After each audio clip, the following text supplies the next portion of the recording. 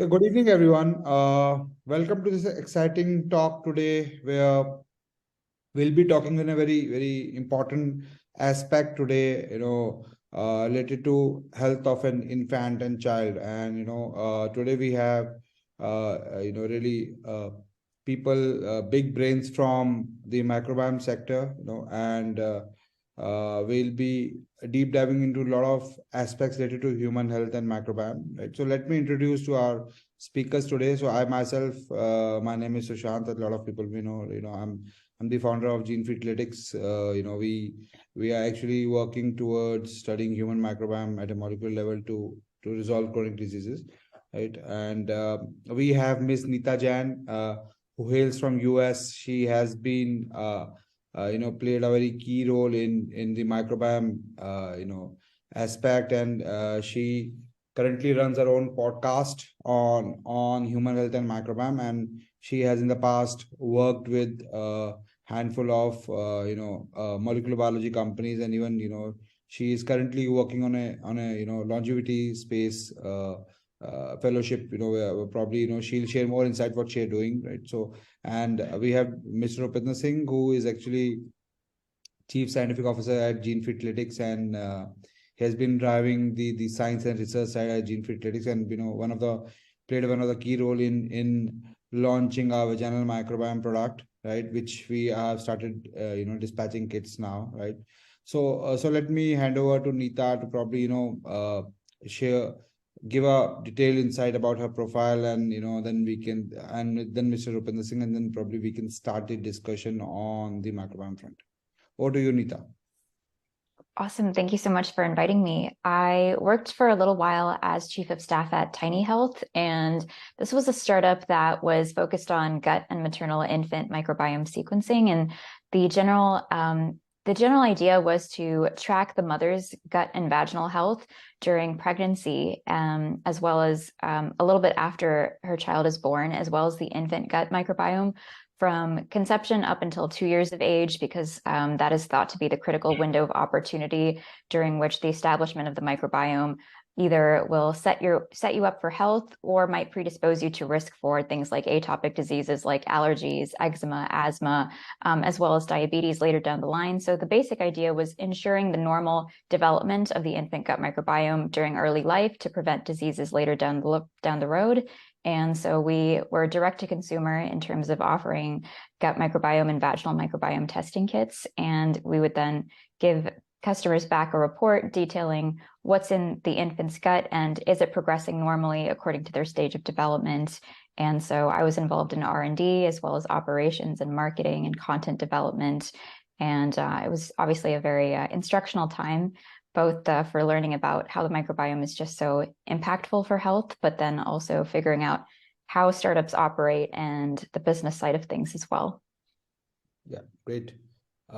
Great to learn about, it's because I was very curious about knowing, because Tiny Health is one of the company apart from Gene Freakletics who is working on the infant microbiome, right? I'm not sure about if there are more players globally actually decoding infant microbiome, right? So it will be, I'm sure that will be a really interesting discussion in terms of when we deep dive into our soon recently launched product Lil Bio, which again focuses on infant microbiome, right? So I think today there'll be a lot of insights to be given to parents, right, as when it comes to a child's health.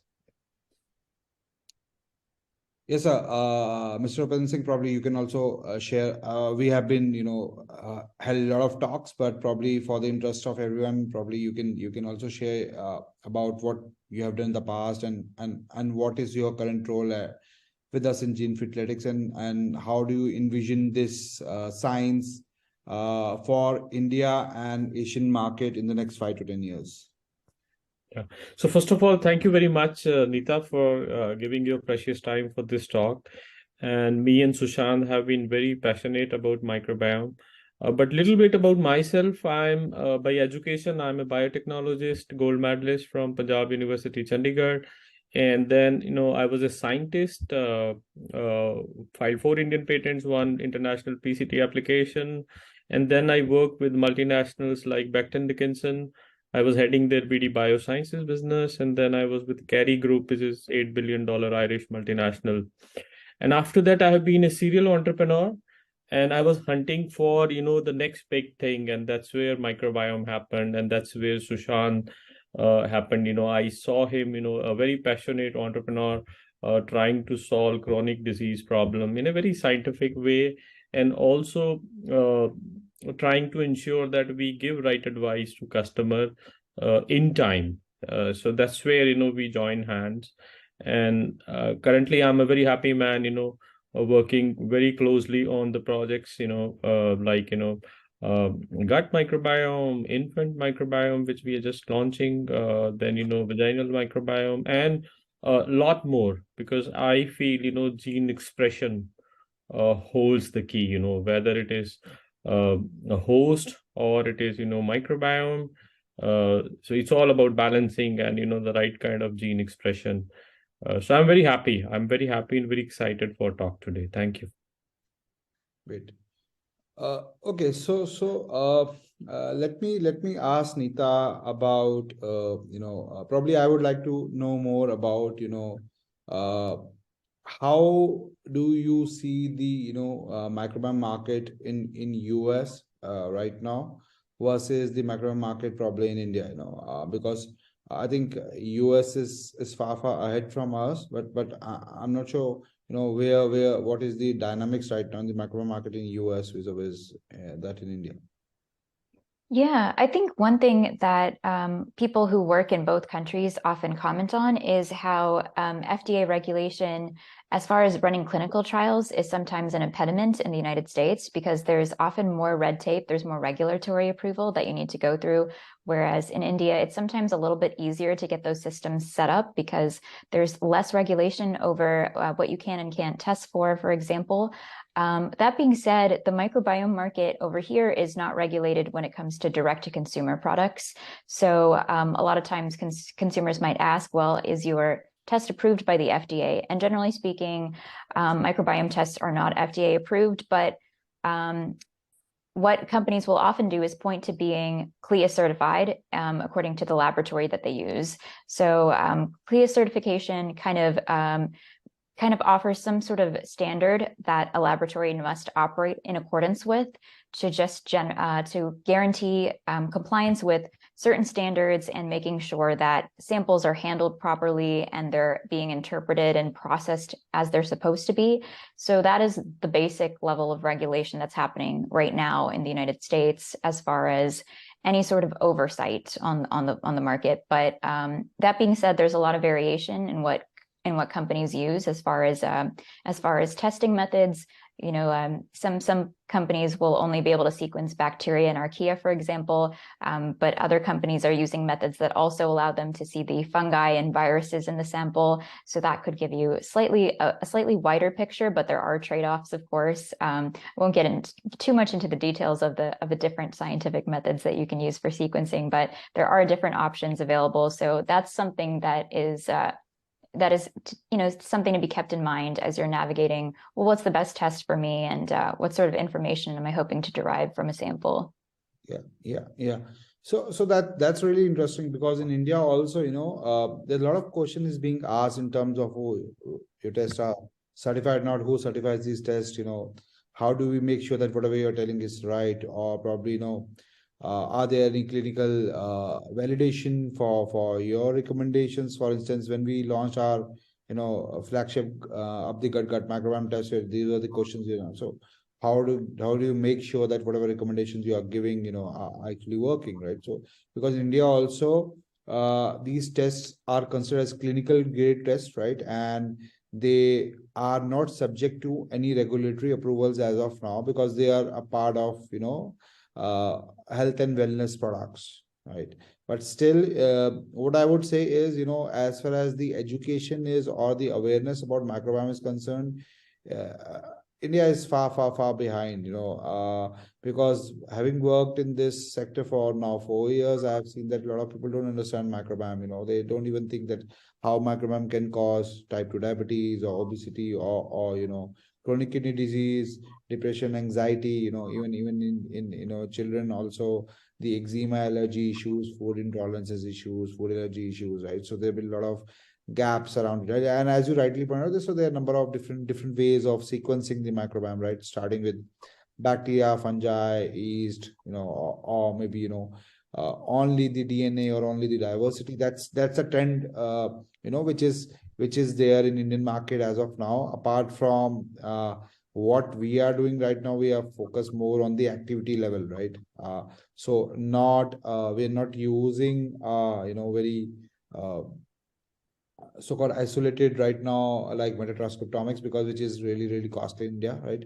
But we are using an indirect route to actually determine the activity level of microbiome, combining the microbial diversity and the shotgun sequencing and the self-reported phenotype. So we are actually coming into a much a different way of decoding human biology, right? So I think there's a lot of to be learned from US market for India, because there is not much data available as of now, right? From the microbiome perspective. So Indian Gut Project never took off. We don't have an Indian vaginal product, right? So there's a lot of gaps in terms of understanding, how microbiome plays role in key areas of health, right? Mr. Rupinder, what do you think about, I wanted to closely discuss on, also because I wanted to introduce this our recently product on infant microbiome, because, and also Neeta could shed light, probably she can also point out certain aspects. Probably during the discussion, we'll be showing what kind of, interventions or what kind of insights we give, right? So probably it can be a great in terms of great discussion and probably discussing critical points. But what do you think from probably I'll ask both of you, what do you think, what is the issue? Because if you see autism in child, in child is actually out of there's a rate of every out of every 100 children there are one child which is autistic, right? So what do you think, why this is happening, why autism is being developed, and there's not much cure about it except from typical therapies and some sort of steroids, right? I'm not sure so what is your view on why we are not able to address this? That's why I would say Neeta first, ladies first. So let's hear from her, and then I would love to give my perspective as well. Sure. Sure. Well, as far as microbiome therapies are going, I think there are more parents in the US that are seeking out FMT as a potential therapy for autism. Right now, there are some large-scale clinical trials that are investigating how effective FMT is for the treatment of autism, and the gains in function that we've seen so far have been pretty promising, as far as just having FMT 1 or 2 times and then seeing the benefit last for years. And I do think that there is a significant gut component that's being overlooked. I mean, some parents and families, they might experience benefit with a gluten-free, casein-free diet. Sometimes children make progress with dietary modifications such as that. But I do think that there is a significant component in the gut that is overlooked. And just because there is so much crosstalk between the gut and the immune system and the brain, I think a lot of that crosstalk is driving the pathology in autism. And especially because we recently discovered the lymphatic system, the fact that we do have lymph nodes in the brain, I think that is again attesting to the fact that what goes on in the brain is heavily driven by the enteric nervous system, or the nerves that line the gut in our bodies. And I feel like that's also having a lot of implications, not only for autism, but for neurodegenerative conditions like Parkinson's and Alzheimer's as well. So I'm very much looking forward to research elucidating the gut-brain axis more thoroughly, and for that to translate to more therapies for patients. Yeah. So I think, you covered it pretty well. And what I would like to say here is, as they say, well begun is half done. So the right kind of microbiome should actually happen from very early, from infant stage, or, maybe, as early as possible.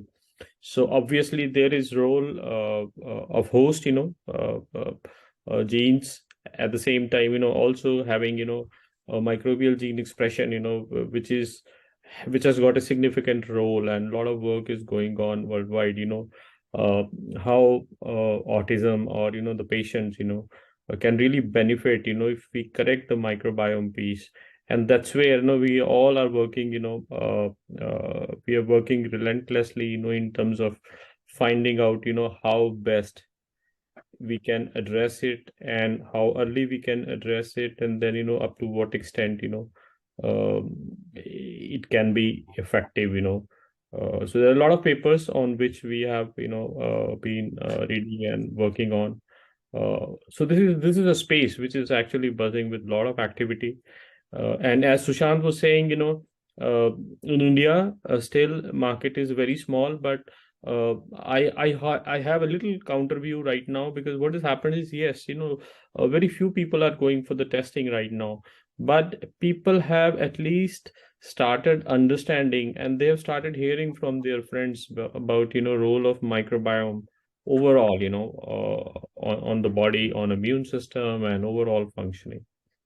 Okay, so I'll just add, probably I'll supplement your thoughts. What Nita said, what you said, probably Nita, said in the beginning, it's a lot of it linked to mother's microbiome, and to a larger extent, because autism also connected to a lot of these bacteria which child has, it absorbs or swallows during the birth process, right? And depending upon how the birth is, whether it's vaginal or C-section, probably child gets different set of microbiome, and they actually program the biology for health or disease, right? And that's how, because most of these even the breast milk which we fed is there's a lot of minerals and vitamins, and these are metabolized by a microbiome, and microbiome release a lot of short chain fatty acids which promotes the development of immune system. So there's a lot of things, it's as Nita, you rightly said, there are a lot of things are overlooked right now, right? Because what I feel is, from an autism perspective, we still look at, even India and everywhere, we still look at only, uh, the alpha and beta diversity of bacteria, right?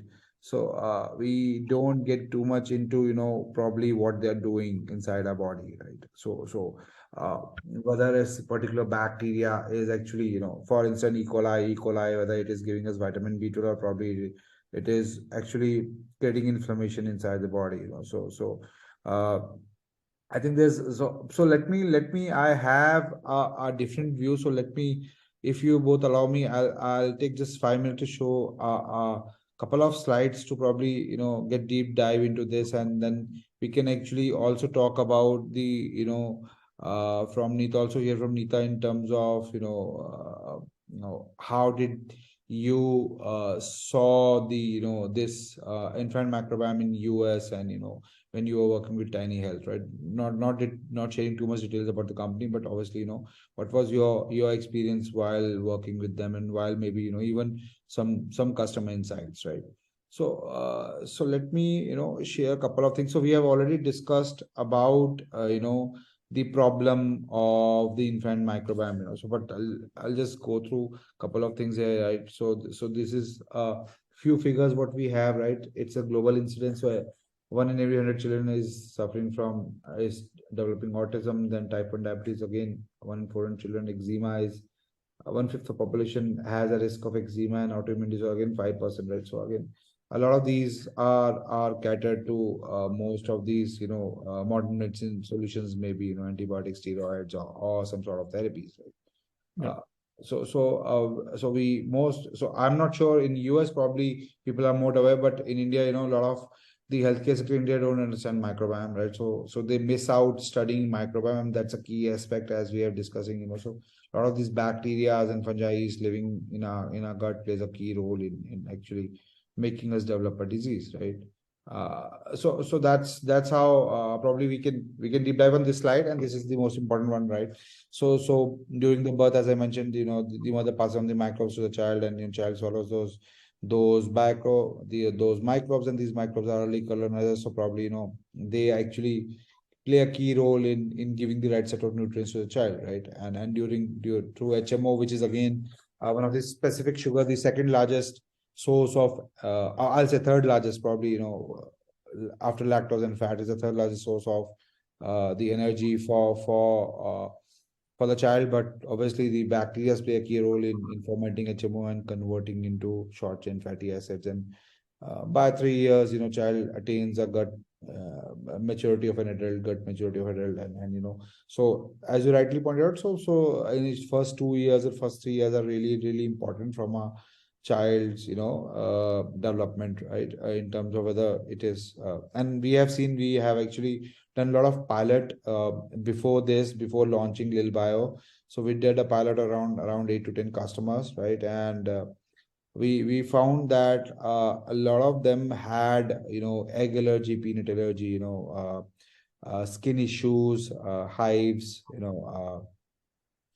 aggressiveness, irritation, and unwanted crying. So all these symptoms were linked to, so we were actually trying to figure out how, if we can, through food we can actually regulate some of these symptoms. That's how to some extent we helped our customers improve their child's eczema issues and allergy issues to a larger extent, right?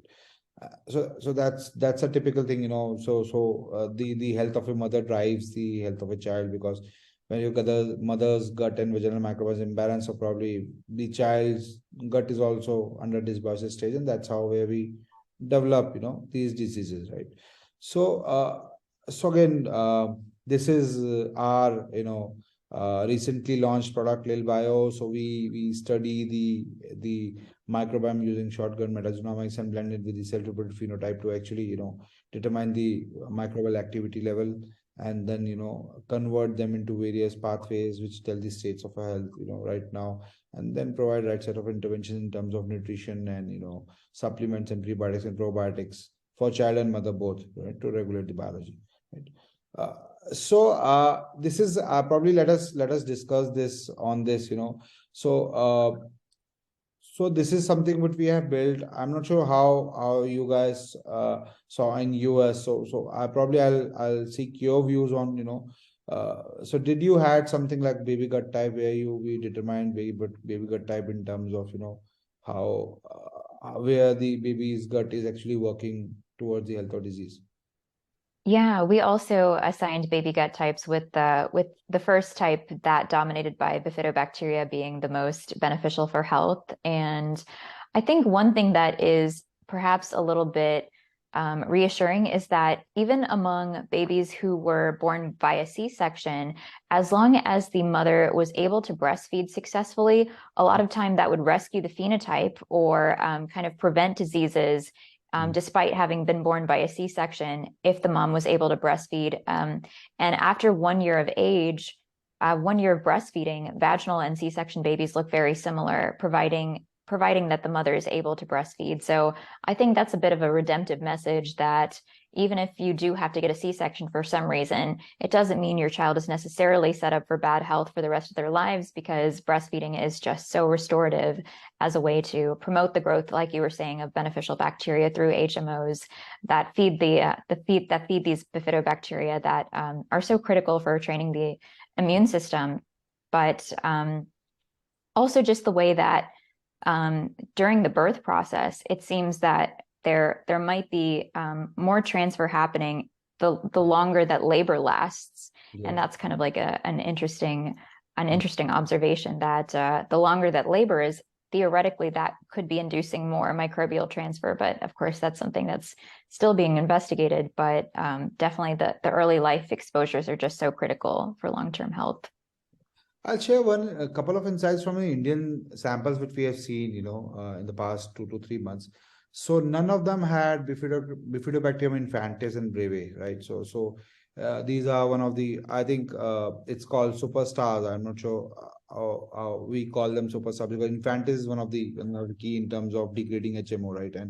And we have seen that it was non-existent in a lot of these childs. And again, as you rightly said, that even if it's C-section, probably we need to make sure that Bifidobacterium population is very well colonized or recolonized in the child's gut, right? So that is one aspect, and probably baby gut type actually let us know. So most of the around 60% of our customers had till in terms of around 6 to 7 customers, I'm saying he had BGT2, right, which is again bacteroides plus a low level of bifidobacterium, right? So there have been a lot of probiotics interventions which have helped. This is again another aspect which would give a lot of insight to customer, right? And another thing here is, so I'm just divulging a bit, but another thing here is that a lot of people, in India do not understand the terminologies as well, right? I'm not sure, we are actually trying to work on, probably for the Lil Bio, we are having an pediatrician probably who can help customer run through the report, explain everything about the microbiome. So how is it in US? Probably you also have this, or probably it's just an do-it-yourself model. It's mostly been a do-it-yourself model. What we had was customized reports where we would walk through the entire report with the customer. So that was in the form of making personalized videos, interpreting their results for them, but then also scheduling calls with customers and having that one-on-one time to address any additional concerns. I've seen companies like Tiny and others that kind of employ sometimes wellness counselors, or they might employ nutritionists or some other healthcare professional go-between to kind of help with interpretation. But currently, it's not a role that's well defined or fulfilled as of now. People who kind of specialize in gut microbiome knowledge from like a clinical standpoint, that's still pretty lacking here in the US. Okay. And also another point I wanted to ask you is, most of this vitamin K and vitamin D is actually very low in HMO and the breast milk, right? How is this being tackled in US? Because in India, I know a lot of people go for supplements, right? But is it same thing? There's a lot of vitamin D3 supplements being given to mothers, just to supplement the right absorption of vitamin D and vitamin K. Is the same thing? Yeah, definitely. Like prenatal supplementation is of course very important here as well. And vitamin D3 is of course very important to keep healthy, but then also during pregnancy, iron deficiency becomes more of a concern as well. So those are definitely things that are paid attention to, as well as B12, of course, because it's just so critical for the normal development of the brain in utero as well. But typically supplementation is the route that people go with, and I don't think that the microbial contribution to absorption is really considered when it comes to pregnancy and preparing for a healthy pregnancy. That's a really important point, because I'll tell you, a lot of people think that taking vitamin D supplementation is sufficient, but we don't know that it's mostly D2, which is an inactive form, right? And we need a lot of bitrate producing bacteria to convert D2 to D3, right? Which is again where we miss out, right? And that is one of the reasons why child health is also impacted, right? So this is what we are actually trying to propagate, that focus more on absorption of vitamin D, more on having right set of bitrate producing bacteria, having a lot of inulin and resistant starch in your diet, right, rather than relying too much on protein, right? So that is something which I see there's similar issues there in Western world as well, right? Yeah. So again, this is what we also give in terms of how well your microbiome is actually degrading HMO, right? That is a key aspect, because that's how the immune system development and the gut development and the inflammation takes care of, right? How is the things in the US? Is it really I heard that there are a lot of companies making breast milk, which is being digested by mothers separately. Is there a lot of this lactate production problem in Western world right now? Yeah, definitely. I mean, in the Western world, you also do have an extinction event in terms of a lot of people not having the same diversity as before, and a lot of moms don't carry B. infantis themselves, so they're not able to pass it on. So in those instances, sometimes B. infantis supplementation might be of benefit. But generally speaking, it is the sort of thing where sorry, I just lost my train of thought, but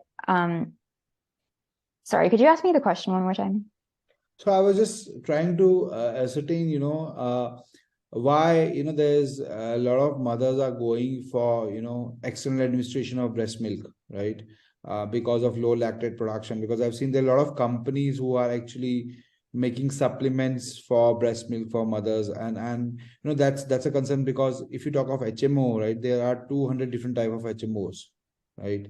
And mostly, again, we need a lot of bifidobacteriums, right? And again, how do these things are being tackled in US, or these supplements are really helping, mothers, right? So that's I wanted to understand, because India, I'm not sure, probably there will be a problem, I don't know. But is there such issues coming up in India? I have not heard, because a lot of people have not heard about microbiome as of now, but because of a lot of, external environmental factors, there are issues where the lactate production is low, right? Yeah, but I don't think we have that developed awareness or information on,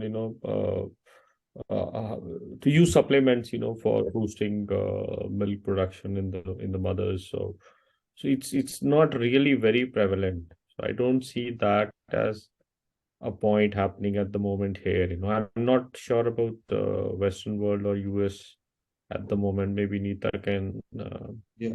throw more light. Yeah, likewise. Over here, it's still very much in an investigational phase. There are companies that are trying to replicate natural breast milk by making a synthetic alternative in terms of making something that does contain HMOs.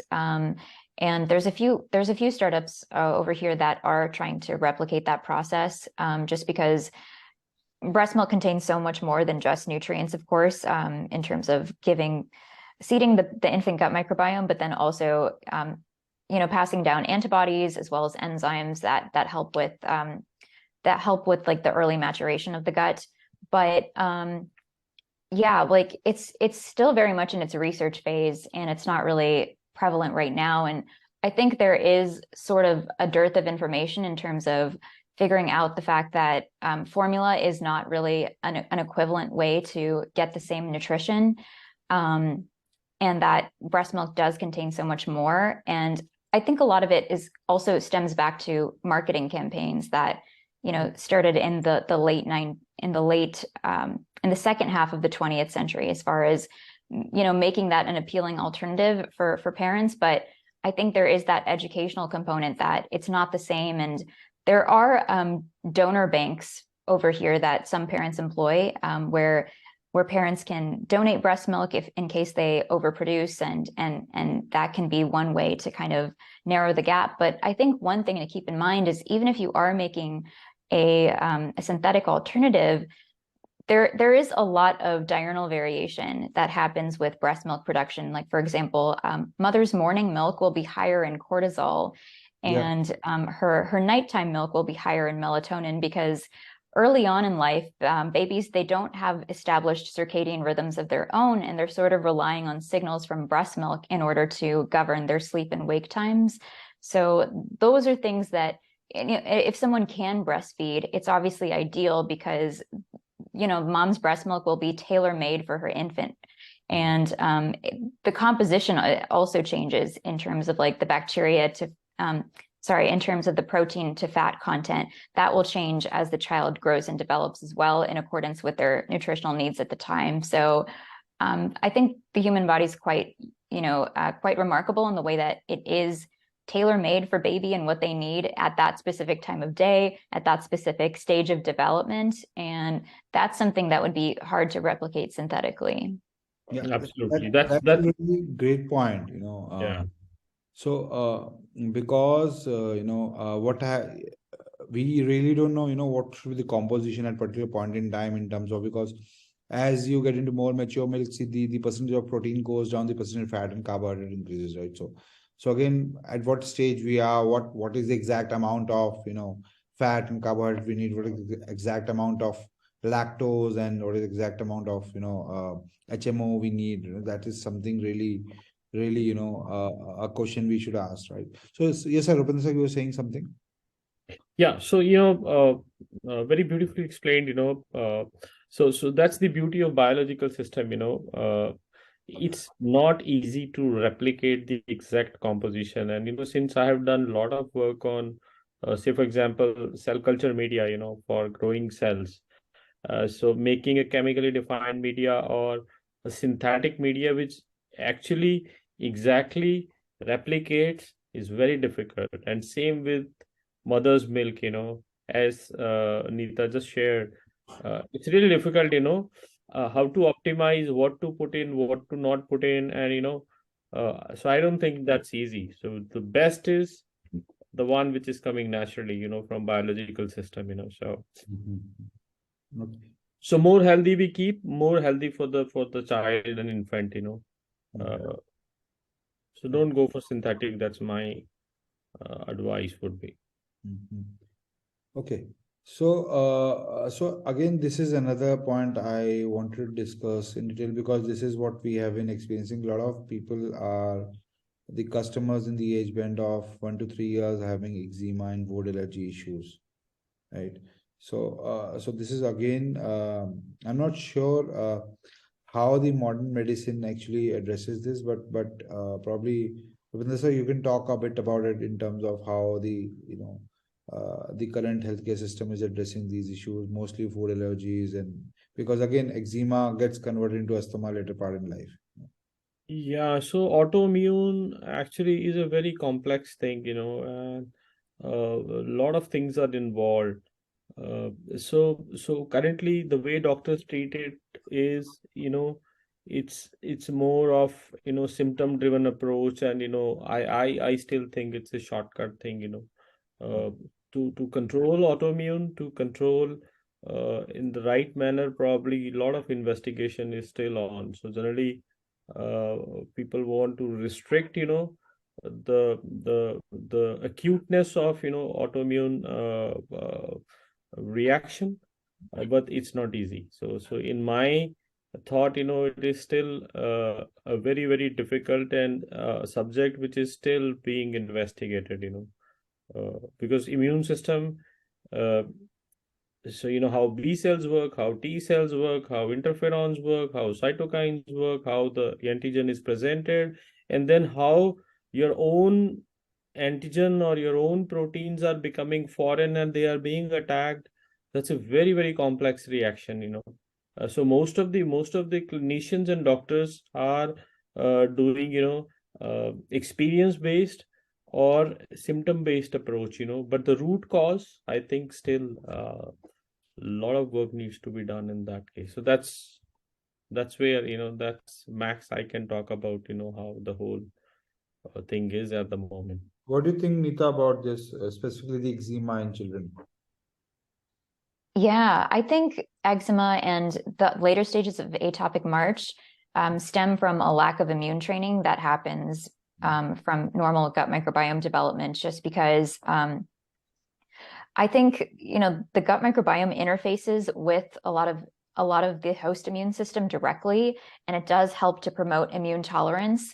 And if that doesn't happen naturally, then you might have some self-reactivity, some molecular mimicry driving these autoimmune reactions. So I think a lot of this stems from lack of that normal gut training from exposure to the child's gut microbiome and interfacing that should happen early on in order for that training to occur naturally and properly. And it seems that the immune approach that a lot of clinicians take is, using immunosuppressants, using steroids, kind of trying to suppress the immune reaction, but then you're also, suppressing your response to normal pathogens, and that can obviously lead to complications down the road, and in terms of like making you more susceptible to things like TB, like all of those side effects that you hear on the adverts for certain medications on commercials. But I think kind of restoring the balance where the immune system is reacting appropriately, it's able to identify self-antigens from non-self-antigens,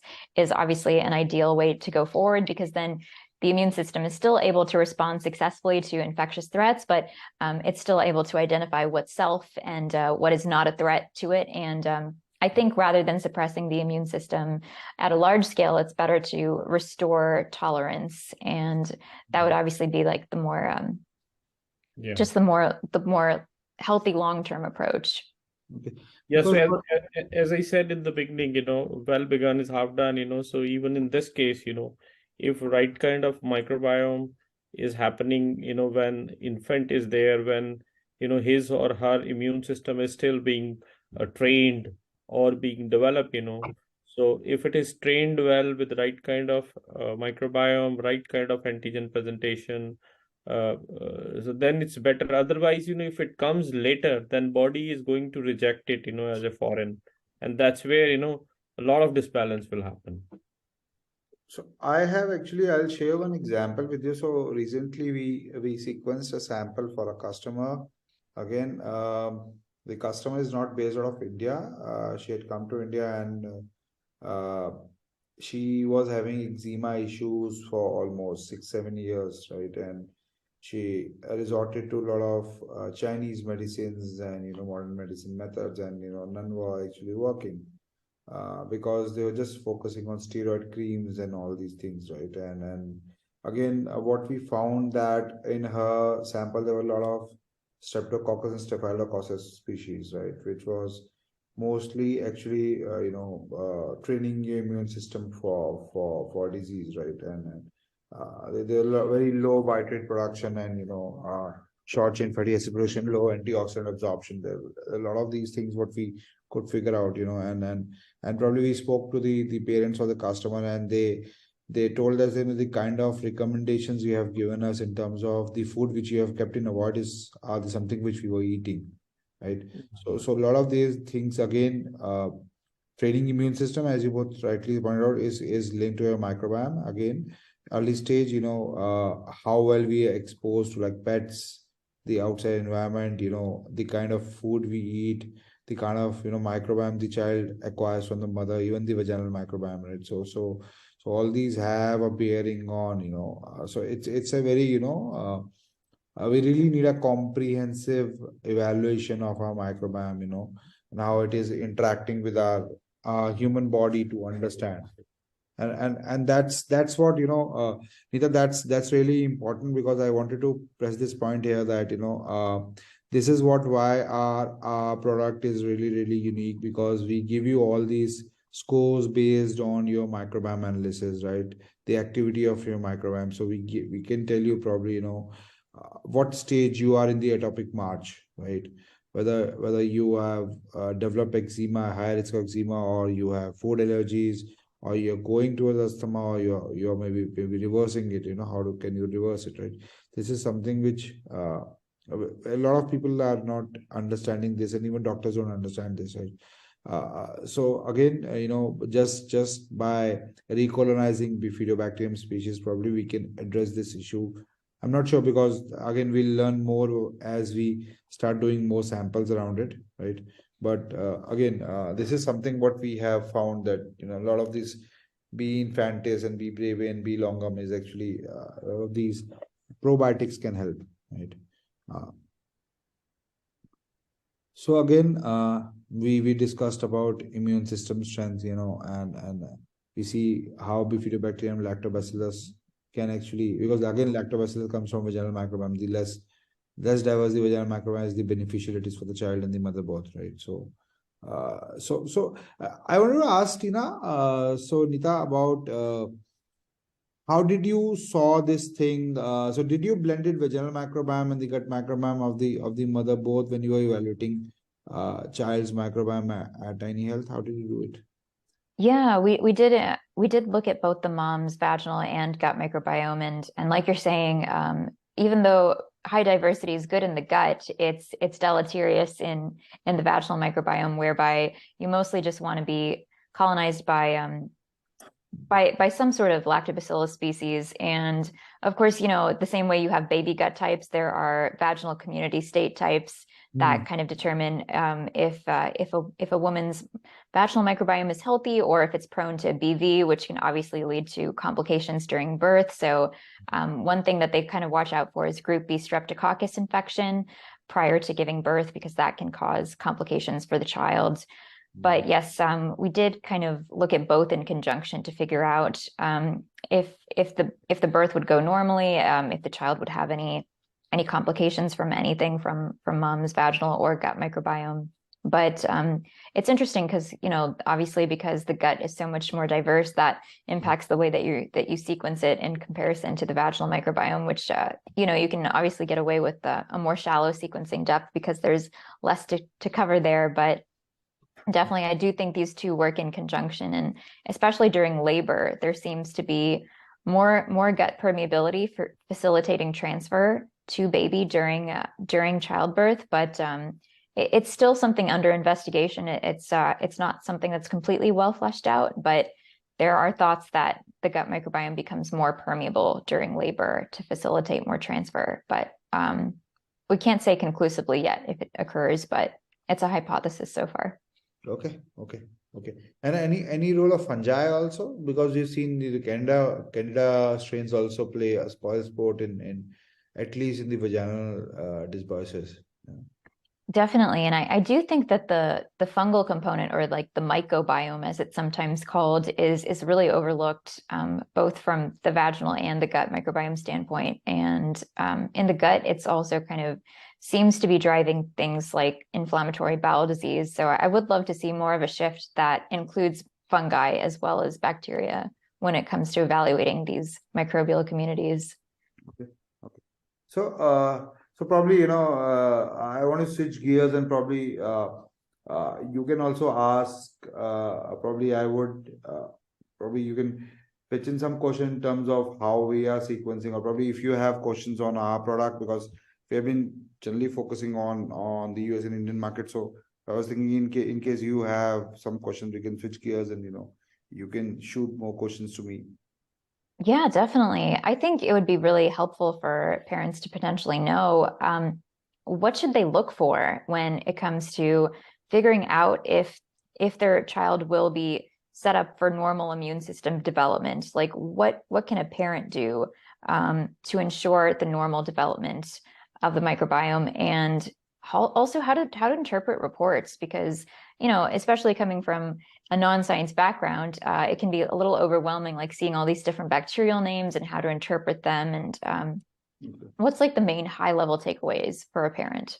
So actually what we do is quite different from our typical microbiome company, because I've seen a lot of companies would give the name of bacteria and fungi and yeast, and they'll say this is high, this is low, and this is the reason. So what we generally do is we translate on the back end the bacteria, what we have, the activity level of bacteria, the phenotypes, you blend them in a particular logic, and then we convert them into easily understandable scores and the activity level. So if you talk of immune system strength, we can tell, okay, your immune system strength is average. It means it is at medium risk of being converting into food allergies or eczema, probably.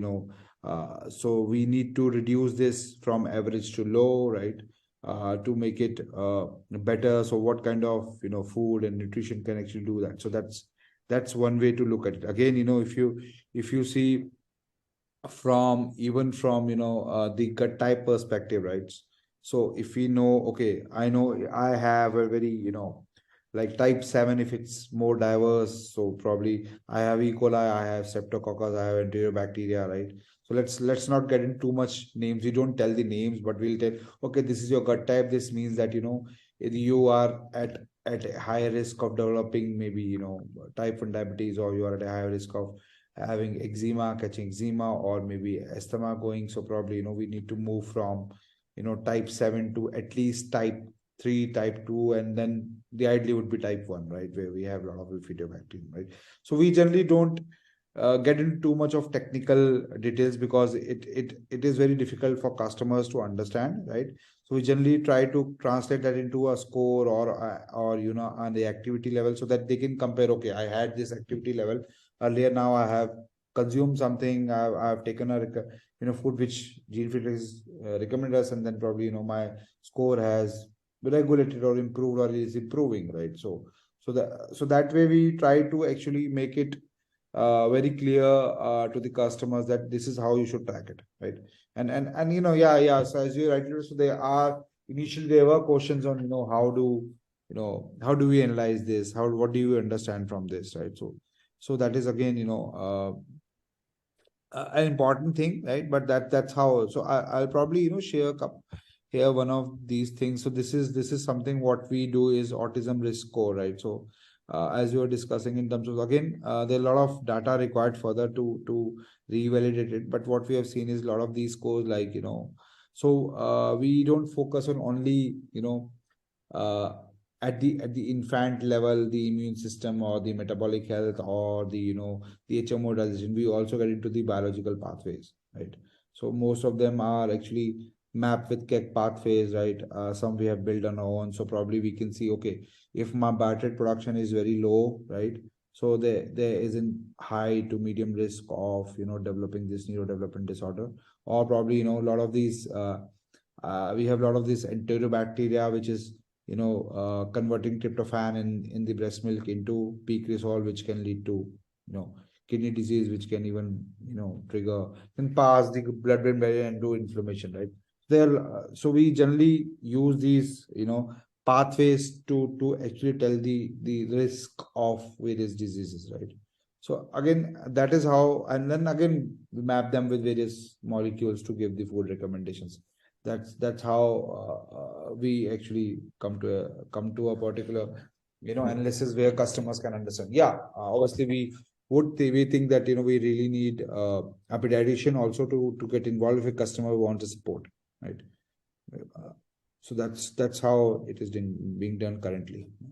Right. And in terms of interventions that are offered to parents, what kind of interventions are included? Is it stuff like diet?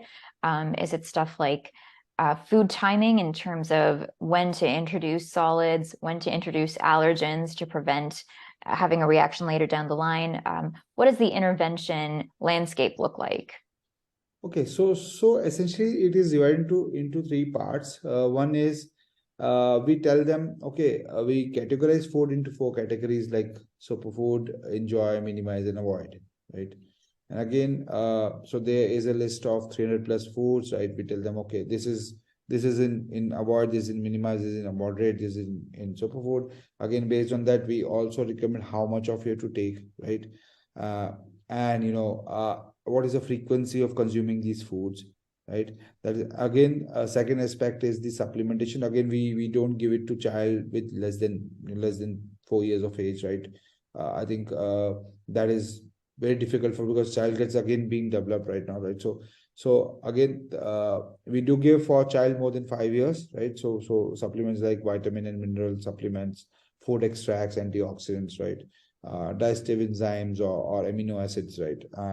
A major chunk comes into prebiotics and probiotics. So we tell them, okay, these are the probiotics you need in this is quantity precise, very precise for you, right?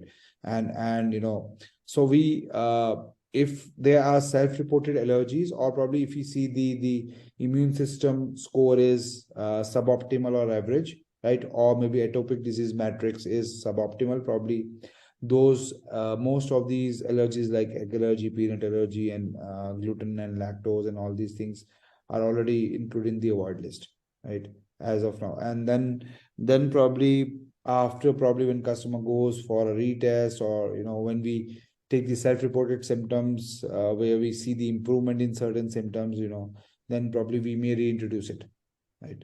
But again, there is a phase-wise planning of it. So we don't push customers to start taking too much of supplements at one go, or probably we don't push them to start the supplement on day one, right? So probably maybe follow for 2 to 3 weeks and then introduce supplements, and then we see if there are certain allergens, right, which is impacting, probably we may remove that from the list as of now and then probably reintroduce later on, right? So again, I think our algorithm is learning as we feed more data, so probably it will become more precise over time. Makes sense.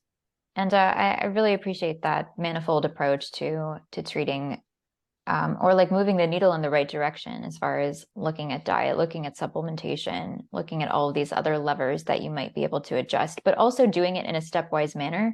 So, if you do see a change, what to attribute it to, and like holding as many variables constant as possible at one time. So I appreciate the approach. Yeah. Thanks. As far as, sorry, go ahead. Yeah, no, please.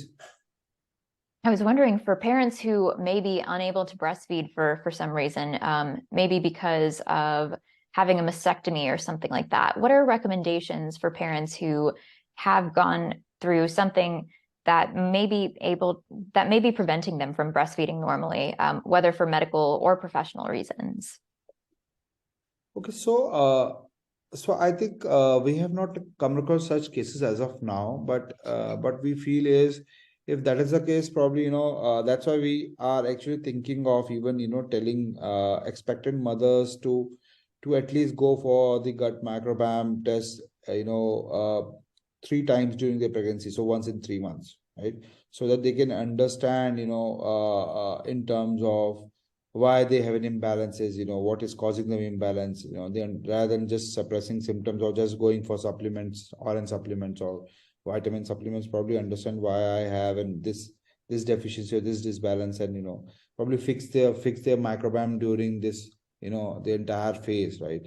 So that is again passed on to child, so probably for the betterment of child, that's what we are trying to address, because if the mother can actually regulate the biology and have the right set of nutrition choices during the pregnancy, right, it can really help in terms of the lactate production also, right? Because we have seen this is something which will come because there are multiple other factors also, as you rightly pointed out. So probably there can be environmental factors as well, right? Or maybe taking too much of artificial things like artificial sweeteners or preservatives or packaged foods that also impact the lactate production, right? Again, we do understand that a lot of this lactate production is linked to again the gut microbiome, right? Right. So I think this is something which we really need to address in future, which because we have not come across any customers as of now, who have low lactate production, who have an issue in producing breast milk to the child, right? So that is something. If that comes, probably we need to bring that interventions accordingly.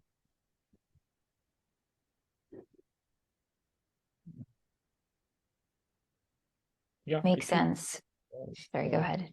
The good interaction on this topic. And one point which I would like to add here is the way microbiome testing really helps is when we are having a problem, we are actually in a loop, and it intensifies and it goes even bad, because it keeps going on and it triggers immune system or inflammation in a specific manner, and it aggravates over the time. So if you are doing testing, then where is the balance off, and if you keep doing that, then you probably know that how to restore it back. So at least you start addressing the right way. But if you're not testing, then you don't know where are you finally going and how bad it is, and it will aggravate. It will have more and more complication. So I think this is really going to be helpful, and we will have to train with more and more data, more and more patients, more and more recommendations, better algorithms as the research progresses. But this is going to be the very critical thing, interaction, expression. Yeah. So just on the closing notes, I wanted to that in terms of Rupinder Singh and Nita both in terms of microbiome, how do you see, right? Let's assume gut, vaginal, and skin, and oral everywhere. So how do you see the future in next 5 to 10 years? Do you think the right set of therapeutic interventions based on microbiome is really going to help in terms of resolving chronic disease, or we will just end up again, resorting to some sort of, fat diets and some sort of solutions with just managing symptoms? Right? I think it will become more precise, more sharper. And, earlier, we did not have tools. We did not have sequencing. We did not have, the tools. So as more and more tools are becoming available, uh, things are going to be sharper, and same thing will happen on microbiome. It's a science, it's a science of millions of microorganisms, how they are impacting us. So this is going to be more and more sharp. This is going to be more and more data driven. Uh, so I think it's moving in the right direction, and it'll be used extensively. Today, it's looking costly. It's looking difficult for people to comprehend the whole game. But as more and more tool becomes available, as more and more data is being thrown, from the patients, that will be the norm. What gets Definitely. measured gets improved. So anyway, we are going to measure, human body and everything, way more critically, because earlier all these tools were not there. Yeah. So bright That's future. That's a great point. Like what gets measured gets managed, and the fact that we can sequence the microbiome now, I think definitely will make things more precise in the future. I'm a big advocate for the precision medicine approach, and I think, one of the stumbling blocks right now is kind of like resolving the different sequencing methods. But as you're saying, like you can always go one level higher and see, just rather than just who's there and what are they doing, what metabolites are they producing? How is this entering systemic circulation and influencing human health? And I think this is one benefit of multi-omics approaches, because then you know not only which bacteria are there, but also how are they actually impacting health through epigenetic changes, through endocrine signaling, through all of these different pathways.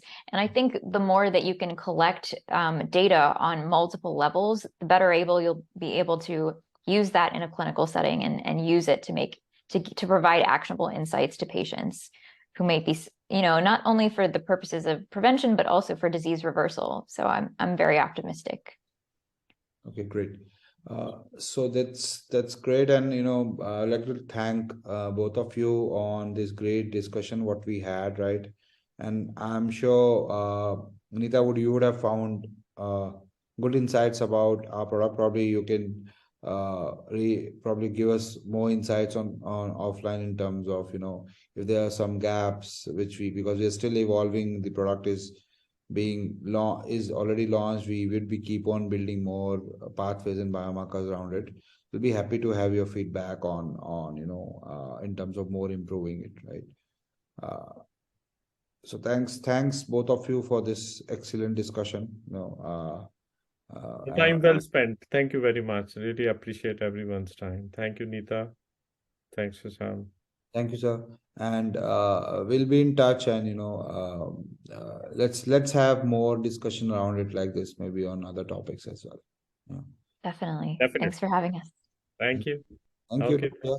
Bye-bye. Bye-bye. Bye-bye.